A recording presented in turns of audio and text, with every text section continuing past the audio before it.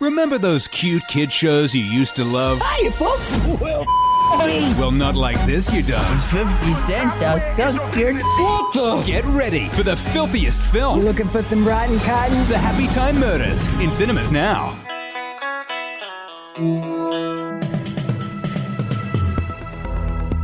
You're listening to the Betoota Advocate's weekly news wrap on Desert Rock FM 96.5. G'day, I'm Bruce Hitchcock, and you're listening to the weekly Betoota News Bulletin, coming to you from Koala Mattress Studios. Joining me today to wrap up the week that was is my old mate Wendell Hussey from the Betoota Advocate.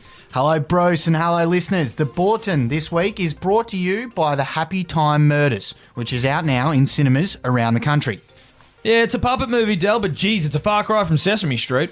Yeah, Bruce, it certainly is, and it's riled a few people up, mainly older heads around the country. The well-known News Corp columnist and dog whistler, Miranda Devine, has led the crusade against the film. Jesus, Mandy, what's she saying now? She's obviously appalled by some of the lewd behaviour in the film, and she's come out this week and blamed that said behaviour on the legalisation of same-sex marriage. Tenuous link, I'd say. It's all part of societal decay, she says, that oft-touted slippery slope. Anyway, in other news, there's been a fair bit on this week, Bruce. Yeah, mate, there's been a lot going down in that soulless bush capital otherwise known as Canberra, mainly centring around Peter Dutton. The now former Home Affairs Minister made headlines after he divided his soul up into 7 Horcruxes ahead of the leadership challenge this week. That's right, Bruce. The highway cop from the sunny coast chopped up what remains of his soul into 7 fragmented parts to be spread across the 7 factions within the Liberal Party in an attempt to get hold of the throne. Yeah, as outlined in popular Anglo-Celtic folklore, a Horcrux is an object in which a dark wizard or witch has hidden a fragment of his or her soul for the purpose of attaining political immortality. And the fragments, known as Horcruxes, will be hidden in the disguise of policies aimed at not allowing brown people to live in Australia. A constant but less talked about sentiment that remains hidden within both sides of federal politics, and one that Dutton has been familiar with for many years. Yeah, he did fall short this week, but I'm sure it's not the last we've seen of the man who walked out of the national apology to stolen generations. Certainly not. And the leader of the opposition, Bill Shorten, has confirmed that he's hoping that they'll just keep falling over in front of him. Yeah, the Betoota Advocate exclusively revealed this week that Shorten has begun studying Stephen Bradbury's 2002 speed skating gold medal win.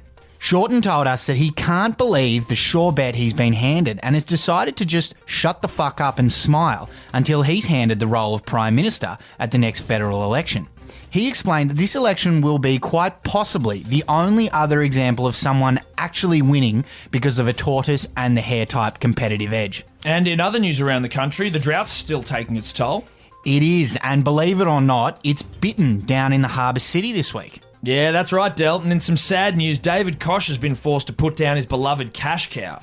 Despite tirelessly working to feed the financially reckless bovine, the drought's grip proved to be too tight around the throat of the nation's most racist breakfast show. David Koch broke down on Sunrise this morning as he recounted the heartbreaking story of being told by network executives that he'd have to shoot his beloved cash cow.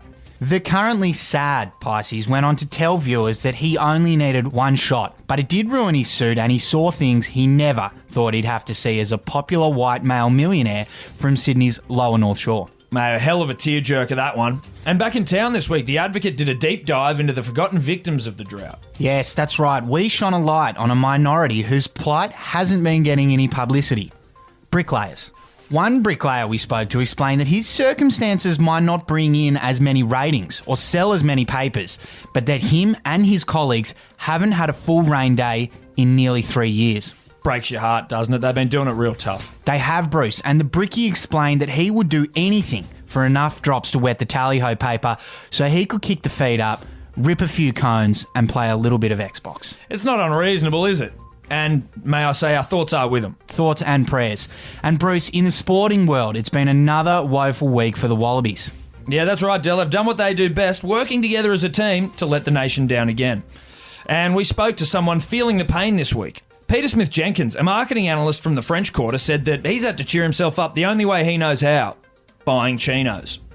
He explained that each time the Wallabies have a bad loss, he borrows his old man's 5 Series, drives down to the David Jones in North Betoota and buys some nice new chinos. And I heard he even treated himself to a new puffer jacket vest too. Yeah, wouldn't you? He was particularly upset after the second half and decided it was worth treating himself. Good on him, he deserves it. Anyway, that's the news wrap for this week. Thanks for tuning in. Please subscribe to the podcast in order to get your weekly fix of real, unfiltered and unwavering regional news. And don't forget, The Happy Time Murders is out in cinemas now. Until next week, I'm Bruce Hitchcock. And I'm Wendell Hussey.